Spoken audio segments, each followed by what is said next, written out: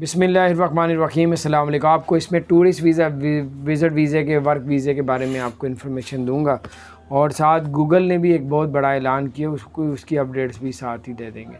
तो गूगल ने सबसे पहले आपको बताते हैं, उसके बाद टूरिस्ट वीज़ा, विज़िट वीज़े, वर्क वीज़े के बारे में आपको बताएंगे। गूगल ने कहा है कि जो लोग भी यूट्यूब में वीडियो वगैरह अगर झूठी कोई वीडियो होगी तो उसको अपलोड करेंगे।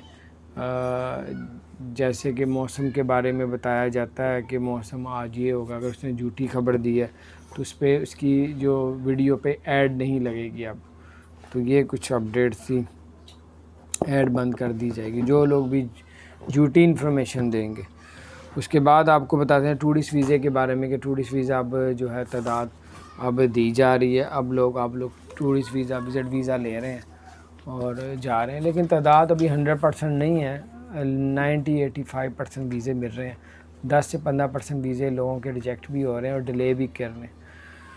और बहुत से लोग जो है वर्क वीज़े के बारे में, अब ये थोड़ी सी अच्छी खबर ये है कि पहले 35 साल से जिनकी उम्र ज़्यादा थी वो लोग वीज़ा ले रहे थे, जिनकी 35 साल से उम्र कम थी उनको वीज़ा नहीं मिल रहा था। अब जिनकी 35 साल से उम्र कम है वो भी वीज़ा हासिल कर सकते हैं।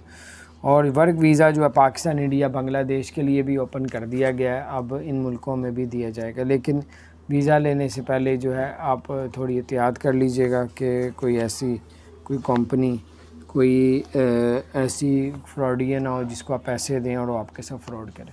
तो ये थी कुछ अपडेट्स। और नाइजीरिया के लिए पाबंदी जो एमिरेट्स एयरलाइन ने 30 अक्टूबर तक बढ़ा दी गई है। अब नाइजीरिया के लोग जो है 30 अक्टूबर तक एमिरेट्स एयरलाइन में यहाँ यूएई नहीं आ सकेंगे, दुबई में। तो ये थी अपडेट्स, मैंने कहा आपसे शेयर करें। अपना ख्याल रखें। चैनल को सब्सक्राइब नहीं किया, सब्सक्राइब कर दें, बेल आइकन प्रेस कर दें ताकि नई सी अपडेट्स आप तक पहुँचते हैं।